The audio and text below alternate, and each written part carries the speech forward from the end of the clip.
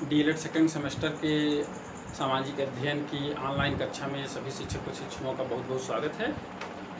आज मैं सामाजिक विज्ञान या सामाजिक अध्ययन की आज जो विषय है उसके अंतर्गत जिस महत्वपूर्ण विषय पर चर्चा करूंगा वह जो टॉपिक है आज का वो है संविधान, जो कि नागरिक शास्त्र का जो सामाजिक अध्ययन का जो नागरिक शास्त्र वाला हिस्सा होता है उसके अंतर्गत जो सबसे पहला टॉपिक है हमारा वो है संविधान।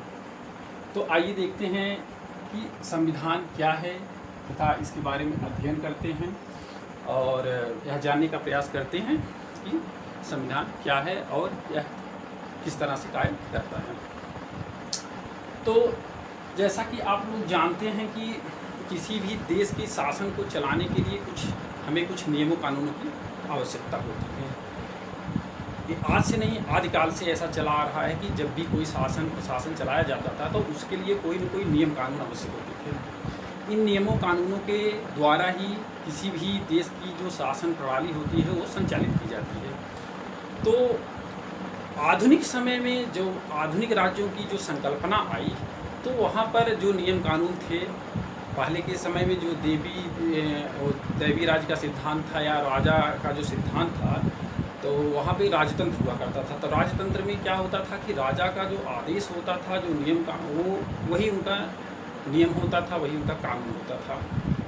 लेकिन आधुनिक काल में चीज़ें परिवर्तित हुई और आज किसी भी देश की शासन प्रणाली को चलाने के लिए जो है एक संविधान की अत्यंत आवश्यकता होती है। तो किसी भी देश की शासन प्रणाली को चलाने के लिए संविधान अत्यंत आवश्यक होता है। इसलिए आज हम इसके बारे में, इस महत्वपूर्ण विषय के बारे में जानने की कोशिश करेंगे। तो आइए देखते हैं क्या है। जैसा कि देखिए, संविधान जो है नियमों सिद्धांतों का समन्वय माना जाता है।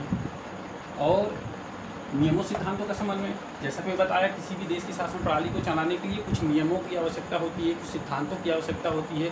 बिना किसी नियम, बिना किसी सिद्धांत के किसी भी देश की शासन प्रणाली को नहीं चलाया जा सकता।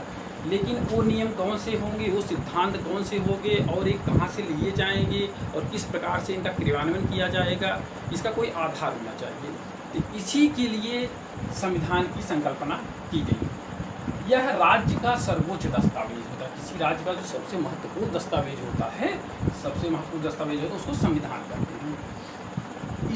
इस संविधान में क्या क्या दिया रहता है, किस प्रकार से हमारी शासन प्रणाली चलेगी, इसमें कौन कौन सहभागिता करेंगे, कैसे चलाएंगे और कहाँ कहाँ पर हमारी शासन प्रणाली का विस्तार होगा, हमारे जो शासक हैं उनका अधिकार क्षेत्र क्या होगा, उनकी कार्यप्रणाली क्या होगी, हमारे अधिकार क्या होंगे, हमारे कर्तव्य क्या होंगे, इन सभी को संविधान में बताया गया है।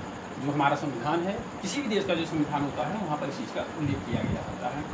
तो सिद्धांत आप लोगों को जो निष्कर्ष निकल के आया वो ये निष्कर्ष निकल के आया कि जो संविधान होता है, जो संविधान का अर्थ होता है, संविधान हम उसे कह सकते हैं जिसमें किसी राज्य की शासन प्रणाली को चलाने के लिए जिन नियमों सिद्धांतों की हमें आवश्यकता होती है उनका जहाँ पर समन्वय और संग्रह किया है। नियमों कानूनों सिद्धांतों का जो समन्वय होता है वह संविधान कहलाता है।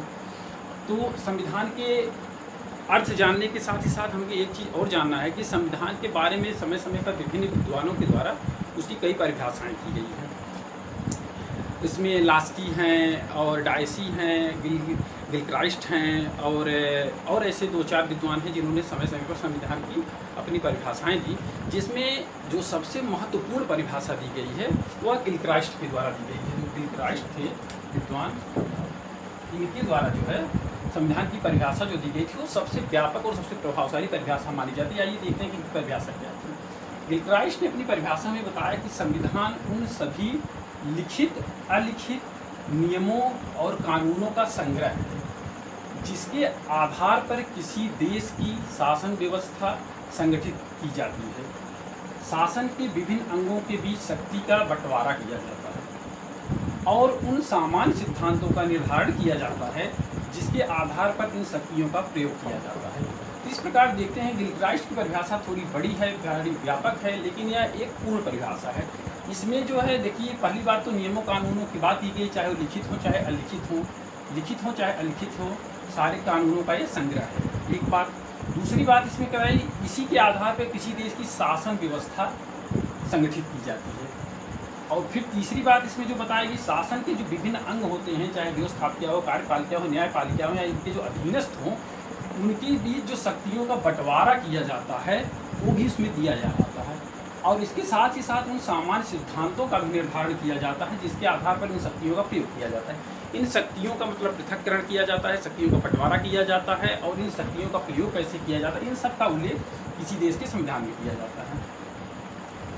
इसके साथ ही एक दूसरी महत्वपूर्ण परिभाषा है, एक विद्वान थे वुल्जे के द्वारा भी एक परिभाषा दी गई है। संविधान उन सिद्धांतों का संग्रह है जिनके द्वारा सरकार की शक्तियों, शासितों के अधिकारों तथा उन दोनों के बीच संबंधों का समन्वय किया जाता है। इनकी परिभाषा छोटी परिभाषा है, लेकिन इस छोटी परिभाषा में बहुत सारी चीज़ें समाहित हैं। उन सिद्धांतों नियमों का संग्रह है, ये बताया गया, जिनके द्वारा सरकार की शक्तियों और शासितों के अधिकारों, मतलब जो नागरिक हैं, जो सरकार है, सरकार के जो विभिन्न अंग हैं, उसमें सरकार में सब आ गए, और शासितों के अधिकारों तथा उन दोनों के बीच संबंधों का समन्वय किया जाता है। इस प्रकार हम देखते हैं कि ये दो परिभाषा संविधान की अत्यंत महत्वपूर्ण परिभाषा है, और इन दोनों परिभाषाओं में संविधान के जो अर्थ है, जो संविधान का स्वरूप है, उसकी व्याख्या की जाती है। इस प्रकार हम देखते हैं कि संविधान का जो अर्थ है वह लगभग स्पष्ट हो जाता है कि इसमें जो है नियमों कानूनों की विवेचना की जाती है, वो नियम कानून जिनके द्वारा किसी देश की शासन प्रणाली को चलाया जाता है। और इसके साथ ही साथ सरकार और किसी देश में जो उसके नागरिक होते हैं, उनके क्या अधिकार हैं, उनके क्या कर्तव्य हैं, इन सब चीज़ों का भी संविधान में उल्लेख किया जाता है।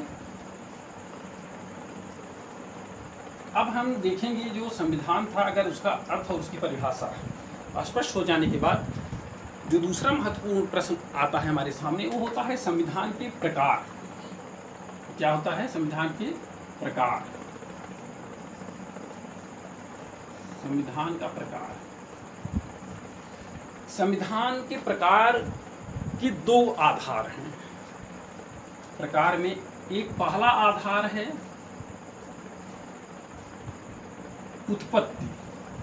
उत्पत्ति के आधार पर कितने प्रकार के हैं? उत्पत्ति के आधार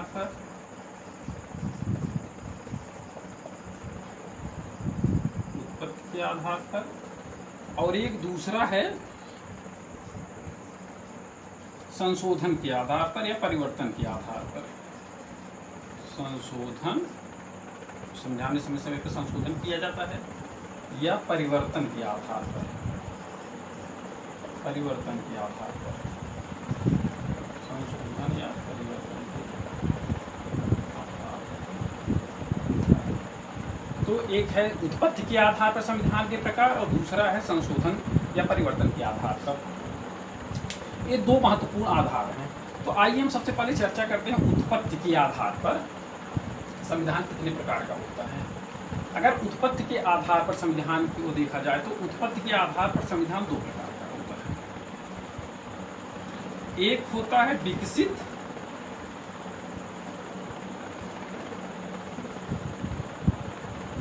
और दूसरा होता है निर्मित।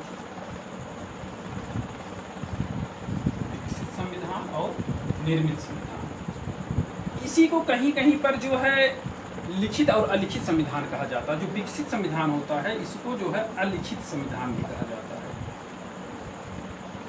अलिखित। और जो निर्मित होता है उसको लिखित संविधान कहा जाता है, लिखित संविधान कहा जाता है।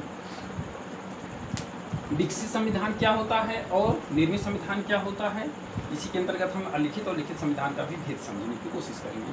सर्वप्रथम हम चर्चा करना चाहेंगे विकसित संविधान के बारे में। विकसित संविधान वह संविधान होता है जो किसी एक निश्चित समय में इसका निर्माण नहीं किया जाता, न तो निश्चित समय में और न तो किसी निश्चित व्यक्ति के द्वारा या निश्चित संस्था के द्वारा, या एक समय विशेष की उपलब्धि नहीं होती है। यह समय समयांतर से, आदिकाल से या पुराने काल से चले आ रहे नियमों, कानूनों, परंपराओं, अभिसमयों इन सब का जो हो एक संकलन होता है वो विकसित संविधान कहलाया जाता है। इसका जो निर्माण होता है वह किसी समय विशेष पर और किसी व्यक्ति विशेष के द्वारा नहीं किया जाता है, बल्कि यह नियमों इनमें जो नियम होते हैं वह किसी प्रथा और किसी अभिसमय और परंपरा के द्योतक होते हैं और उन्हीं का संकलन किया जाता है और समय समय पर जिस तरह की आवश्यकताएं होती हैं उस तरह के नियमों कानूनों को इसमें संकलित किया जाता है। यह देखा जाए कि यह संविधान जो होता है एक तरह से इसका विकास होता है, क्रमबद्ध विकास होता है इसको लिखा नहीं जाता है। इसीलिए इसको अलिखित संविधान भी कहा जाता है, क्योंकि ये समय के साथ साथ इसमें चीज़ें जुड़ती चली जाती हैं, किसी एक समय विशेष पर इनको लिखा नहीं जाता है। इसके साथ अगर दूसरे स्थान पर देखिए जो निर्मित संविधान होता है उसकी जो रचना की जाती है वो एक समय विशेष में किसी संस्था विशेष द्वारा और व्यक्ति विशेष के द्वारा जो है इसकी रचना की जाती है। जैसे आधुनिक काल में अगर देखा जाए तो जो संविधान बन रहे हैं उनका जो निर्माण होता है वो एक इसकी निर्मात्री सभा होती है, उसको संविधान सभा बोलते हैं। संविधान सभा का गठन हम इसको देखेंगे, अभी अगला लेक्चर जो होगा वो संविधान सभा के गठन पर ही होगा। तो आप देखेंगे जो निर्मित संविधान होते हैं उनका गठन जो है संविधान सभा की एक निश्चित संविधान सभा के द्वारा किया जाता है। उसमें कुछ व्यक्ति विशेष होते हैं, उसमें वाद विवाद चर्चा परिचर्चा के द्वारा किसी भी संविधान का निर्माण किया जाता है। उसमें विभिन्न राज्य और प्रशासन संबंधी नियमों कानूनों का संकलन किया जाता है, इसलिए इसको लिखित संविधान भी कहते हैं। तो इस प्रकार हम देखते हैं उत्पत्ति के आधार पर दो तरह के संविधान हुए, एक तो विकसित जिसको अलिखित संविधान भी कह सकते हैं, एक निर्मित जिसको लिखित संविधान भी कहा जाता है। आइए अब हम देखते हैं कि जो हमारा संविधान के प्रकार का जो दूसरा आधार था वो था संशोधन के आधार पर। संशोधन के आधार पर या परिवर्तन के आधार पर। संशोधन के आधार पर जो संविधान होता है वो उसके भी दो रूप हैं। एक तो होता है लचीला नम्य, इसको नम्य भी बोलते हैं। दूसरा होता है कठोर संविधान। एक लचीला संविधान होता है और एक कठोर संविधान होता है। इसको जो है लचीला संविधान जो होता है उसको सुपरिवर्तनशील और जो कठोर होता है उसको दुष्परिवर्तनशील संविधान भी कहा जाता है। लचीला का मतलब आप समझ ही रहे हैं, जिसमें जो है आसानी से परिवर्तन किया जा सके, समय के साथ जो बदलता हो। तो देखिए संशोधन के आधार पर जो संविधान होता है दो प्रकार का होता है, एक लचीला होता है, एक कठोर होता है। जो लचीला संविधान होता है उस संविधान की विशेषता यह होती है कि इस संविधान में जो विभिन्न प्रशासन संबंधी प्रावधान दिए गए होते हैं उनमें आवश्यकता अनुसार एक सामान्य संशोधन की प्रक्रिया अपनाकर इसमें संशोधन किया जा सकता है। सामान्यतः इस प्रकार के संविधान में किसी भी प्रकार के संशोधन या परिवर्तन के लिए जो वहाँ की विधायिका होती है, जिसको हम लोग पार्लियामेंट अपने यहाँ कहते हैं, उसके द्वारा जो है एक सामान्य बहुमत के द्वारा ही इस प्रकार के संविधान में उसके किसी भी भाग में, उसके किसी भी हिस्से में एक सामान्य बहुमत के द्वारा संशोधन किया जा सकता है। और जिस संविधान में परिवर्तन करने के लिए या संशोधन करने के लिए सामान्य प्रक्रिया के अतिरिक्त जो है किसी अन्य प्रक्रिया को भी अपनाया जाता है तो उसको हम कठोर संविधान की श्रेणी में रखते हैं। कठोर संविधान में परिवर्तन करना इतना आसान नहीं होता है। हाँ, इसमें जो है संशोधन की जो प्रक्रिया होती है वो जो है सामान्य प्रक्रिया से हटकर होती है, इसलिए इसको कठोर संविधान कहा जाता है। आप लचीले संविधान में आप देख सकते हैं कि लचीले संविधान में ज़्यादातर उदाहरण दिया जाता है ब्रिटेन का, इंग्लैंड का संविधान, इसको लचीला संविधान कहा जाता है। और कठोर संविधान में आपका यूनाइटेड स्टेट ऑफ अमेरिका यानी अमेरिका के संविधान को कठोर संविधान माना जाता है। अगर आप इस संदर्भ में अपने देश के संविधान के बारे में जानना चाहेंगे तो अपने देश का संविधान ना तो अत्यंत लचीला है और ना ही तो अत्यंत कठोर है। इसके कुछ प्रावधानों में संशोधन बहुत आसानी से भी किया जा सकता है सामान्य बहुमत के द्वारा, लेकिन कुछ इसके प्रावधानों में संशोधन करने के लिए विशेष प्रक्रिया को अपनाया जाता है। तो इस तरह भारत का जो संविधान है उसमें जो है एक संतुलन स्थापित किया गया है। इसको हम कह सकते हैं कि एक मध्य का है, न तो अत्यंत लचीला न तो अत्यंत कठोर, भारत का जो संविधान है। तो इस प्रकार हम देखते हैं संविधान का जो प्रकार है उसके दो आधार हैं, एक है उत्पत्ति के आधार पर, दूसरा है संशोधन के आधार पर। उत्पत्ति के आधार पर आपने जाना कि संविधान दो प्रकार का होता है, एक विकसित संविधान, एक लिखित संविधान। और जहाँ तक संशोधन के आधार पर है तो वहाँ पर एक लचीला संविधान है और दूसरा कठोर संविधान है।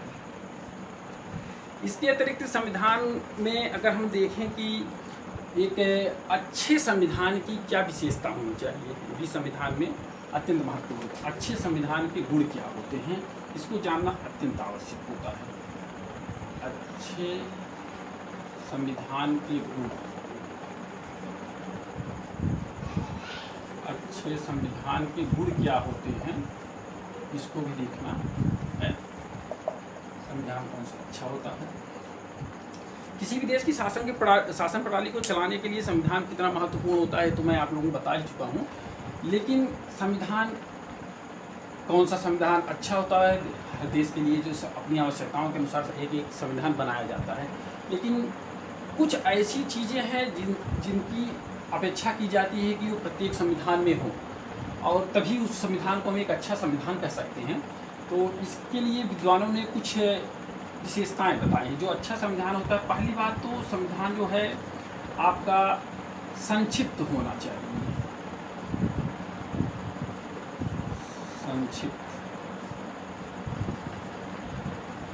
संक्षिप्त होना चाहिए। मतलब संविधान बहुत ज़्यादा बड़ा होना अच्छी बात नहीं माना जाता है, क्योंकि संक्षिप्त में बहुत सारी चीज़ों का, बहुत सारे प्रावधानों का जो इस संविधान में प्रावधान कर दिया जाता है वो संविधान अच्छा माना जाता है, अपेक्षाकृत जो है बड़े संविधानों की।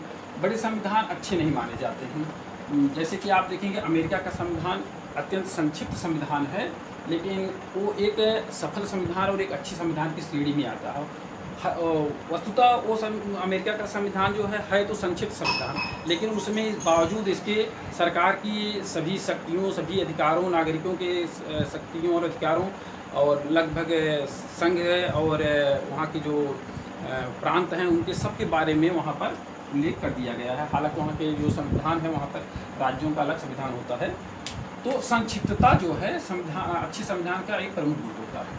दूसरा इसका महत्वपूर्ण गुण होता है स्पष्टता। स्पष्टता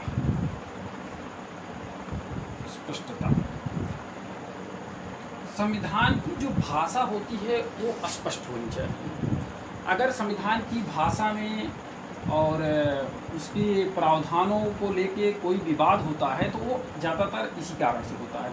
अगर संविधान की शब्दावली स्पष्ट होगी तो संविधान में विवाद की स्थिति बहुत कम उत्पन्न होती है, जिससे न्यायालय में जाने की जो आवश्यकता होती है वो कम महसूस की जाती है। और अगर संविधान अस्पष्ट रहता है तो ज़्यादातर जो है मुद्दे विवादित होते हैं और हमें बार बार न्यायालय की शरण में जाना पड़ता है। तो अच्छी संविधान का दूसरा प्रमुख उद्देश्य क्या है? स्पष्टता।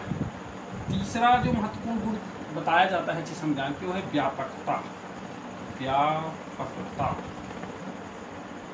व्यापकता भी अच्छे संविधान का एक आवश्यक गुण माना जाता है। व्यापकता, देखिए यहाँ पर एक शब्द मैं लिया संक्षिप्त, यहाँ पर मैं व्यापकता की बात कर रहा हूँ। तो मैं बताया संक्षिप्त का मतलब जो है बहुत बड़ा ना हो, किसी चीज़ को बहुत बढ़ा चढ़ा के ना लिखा गया हो। व्यापकता का मतलब होता है कि किसी भी महत्वपूर्ण चीज़ को छोड़ा ना गया हो, उसमें सारी चीज़ें हों, सरकार के बारे में, व्यक्ति के बारे में, सरकारी संस्थाओं के बारे में, नागरिकों के अधिकार और कर्तव्य के बारे में। तो ये सब चीज़ें होनी चाहिए। मतलब जो उसके महत्वपूर्ण सरकार जो उसकी महत्वपूर्ण संस्थाएं होती हैं उनको हम इसमें जो है अवश्य समाहित करेंगे। ऐसा नहीं किसी महत्वपूर्ण संस्था को छोड़ दिया जाए। तो व्यापक होना चाहिए। और आप चौथा देख सकते हैं जो महत्वपूर्ण इसका माना जाता है लक्षण, वो है अधिकारों क्या मूल अधिकार है। ये मूल अधिकारों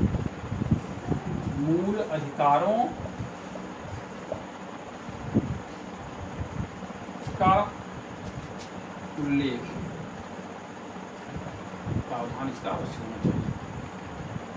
किसी भी संविधान में सरकार की शक्तियाँ और उसके नियमन का के साथ ही साथ वहाँ के जो नागरिकों के मूल अधिकार होते हैं, अगर इनका उल्लेख संविधान में कर दिया जाता है तो इससे जो है व्यक्ति की स्वतंत्रता और अधिकारों में महत्वपूर्ण वृद्धि होती है और ये संवैधानिक अधिकार हो जाते हैं जिसके तहत किसी भी व्यक्ति के जीवन को हम जो है अत्यंत महत्वपूर्ण मानते हुए जो है उसके समस्त जितने आवश्यक अधिकार होते हैं उनको हम संविधान में उनका उल्लेख कर देते हैं। तो मूल अधिकारों का संविधान में उल्लेख अवश्य होना चाहिए। इसके साथ ही एक और महत्वपूर्ण जो गुण है संविधान का वो है अल्पसंख्यकों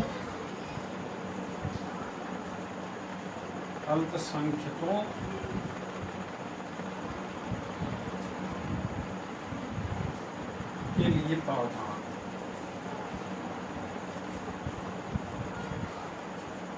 अल्पसंख्यकों के लिए प्रावधान अच्छे संविधान में का जो एक अत्यंत और महत्वपूर्ण गुण माना जाता है वो माना जाता है अल्पसंख्यक।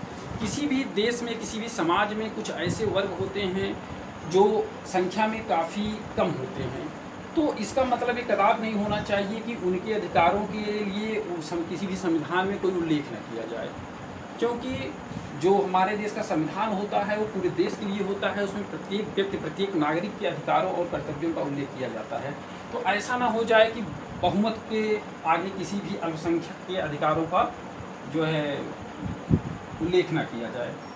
इसलिए अल्पसंख्यकों के लिए भी संविधानों में कोई विशेष प्रावधान अवश्य होना चाहिए, ये अच्छा माना जाता है। तो इसके अतिरिक्त आप देख रहे हैं एक और है, तो ऐसे बहुत सारे गुण, लेकिन जो अत्यंत महत्वपूर्ण होते हैं मैं उन्हीं की चर्चा करूँगा। लोचशीलता अच्छे संविधान का एक अत्यंत महत्वपूर्ण गुण माना गया है। लोचशीलता का मतलब ये हुआ कि किसी भी देश का जो संविधान होता है उसमें समय के साथ परिवर्तन अत्यंत आवश्यक होता है। ऐसा नहीं कि किसी भी संविधान को हम आज से 100 साल 200 साल 300 साल पहले बनाएं और उस समय की जो आवश्यकता थी, उस समय की जो परिस्थितियां थी, उसके अनुसार हमने उसमें बहुत सारे प्रावधान किए, लेकिन बदलती हुई परिस्थितियों में, बदलते हुए परिवेश में जिस चीज़ की आवश्यकता हो उसका भी समय के साथ जो है संविधान में प्रावधान किया जाना चाहिए और उसके अनुरूप जो है किसी भी संविधान में संशोधन करने की प्रक्रिया होगी।